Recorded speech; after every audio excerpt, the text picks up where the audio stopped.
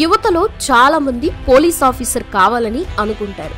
కొందరు అదే ఫ్యాషన్ తో సివిల్స్ కి ప్రిపేర్ అయ్యి పోలీస్ ఆఫీసర్ అవుతారు. అందుకు కారణం పోలీస్ ఆఫీసర్ గా కాకీ డ్రెస్ వేసుకుని తన ధర్మం చూపించాలని, ప్రజలకి సేవ చేయాలని అనుకుంటారు. అలాంటి ఆకాంక్ష ఉన్న వ్యక్తే ఏవి రంగనాథ్. ప్రస్తుతం ఈ పేరు హాట్ టాపిక్ గా మారింది. హైదరాబాద్ అక్రమార్కుల్లో గుబులు రేపుతుంది. గ్రేటర్ హైదరాబాద్ పరిధిలో అక్రమ కట్టడాలు కట్టిన వారికి ఈ పేరు ఉంటే చెమటలు పడుతున్నాయి. ఎప్పుడు తమ అక్రమ కట్టడాలు కూల్చేస్తాడో అని భయంతో వణికిపోతున్నారు. పవర్ఫుల్ ఆఫీసర్ గా పేరొందిన ఆయనకి ఎదురొచ్చే వారే లేరు. ఇంతకీ ఎవరి రంగనాథ్? హైదరాబాద్ హీరోగా ఆయన ఎందుకు మారారు? ప్రభుత్వం ఆయనకే ఈ పని ఎందుకు అప్పచెప్పింది? అసలు రంగనాథ్ ఫ్యామిలీ బ్యాక్గ్రౌండ్ ఏంటి? రంగనాథ్ కి ఇంతలా గుర్తింపు ఎందుకు వచ్చింది? రంగనాథ్ గురించి మీకు తెలియని ఎన్నో విషయాలు ఈ వీడియోలో తెలుసుకుందాం. హైదరాబాద్ నగరంలో ఎంతో మంది జీవనం కొనసాగిస్తూ ఉన్నారు. అలాంటి నగరంలో వాన చుక్క పడితే చాలు మోకాల్లోతు నీటిలో మునిగిపోతూ ఉంటారు.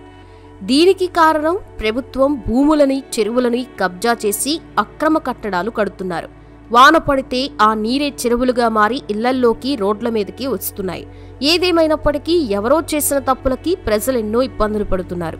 వాన పడితే హైదరాబాద్ మునిగిపోతోంది. రోడ్లన్నీ జలమయమైపోతున్నాయి. అయితే ఈ సమస్యలను పట్టించుకునే నాదుడు లేకుండా పోయారు ఇన్నాళ్లు.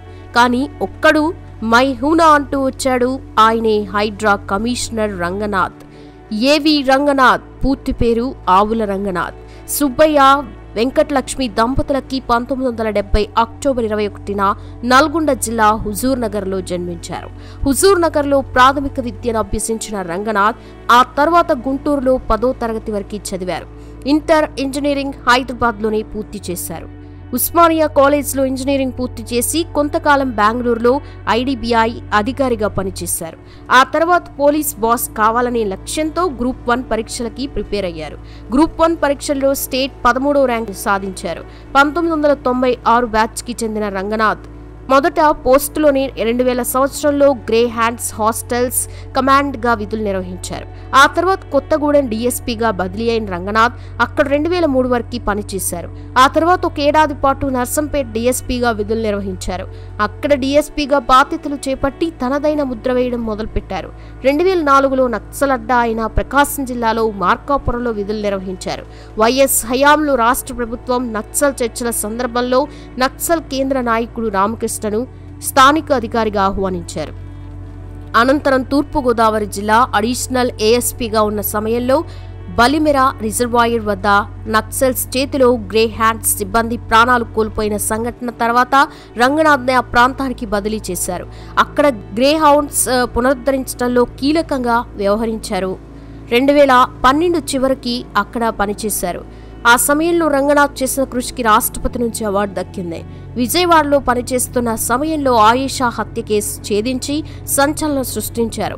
నల్గొండ బదిలీ అయ్యి తనదైన ముద్ర వేసుకున్నారు. అమృత ప్రణయ్ కేసులో ఎంతో చొరవ చూపారు. ఆ తర్వాత 2014 వరకు ఖమ్మం ఎస్పీగా పనిచేసి భూ కబ్జాలపై ఉక్కుపాదం మోపారు.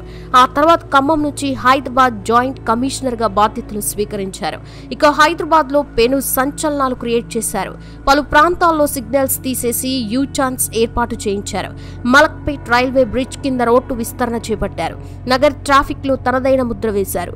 ట్రాఫిక్ విభాగంలో టెలికాన్ఫరెన్స్ నిర్వహణ, కార్ల అద్దాల నల్ల ఫిలిం తొలగింపు, అతిగా శబ్దాలు చేసి హారన్లపై కొరడ, ఎన్నో సంస్కరణలు రంగనాథ్ తీసుకొచ్చారు.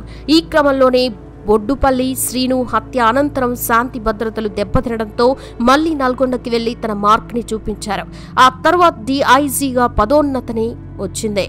హైదరాబాద్ సిటీలో జాయింట్ కమిషనర్ గా విధులు నిర్వర్తించారు. ఆ తర్వాత వరంగల్ కమిషనర్ గా నియమితులయ్యారు. కబ్జాదారుల్లో గుండెల్లో హడలు పుట్టించారు.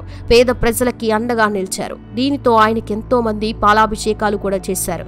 కానీ ఇదంతా ఆయన బాధ్యతగా భావించి పాలాభిషేకాలు వద్దని పిలుపునిచ్చారు.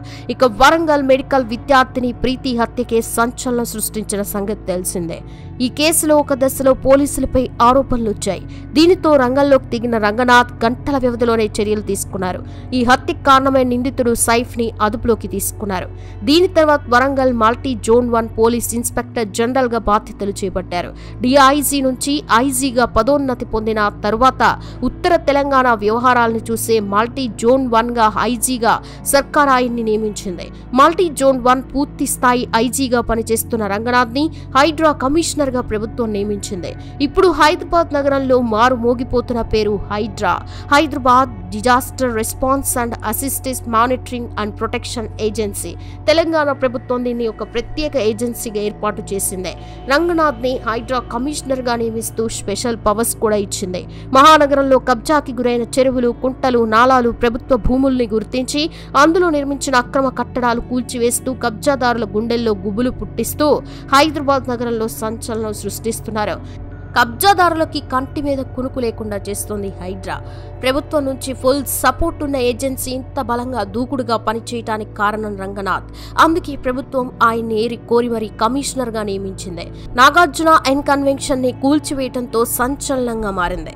గ్రేటర్ హైదరాబాద్ పరిధిలో కబ్జాకు గురైన భూముల్ని రక్షించటం, వాటిలో నిర్మాణం జరిగిన అక్రమ కట్టడాల్ని కూల్చివేయడంపై హైడ్రా ఫోకస్ పెట్టింది.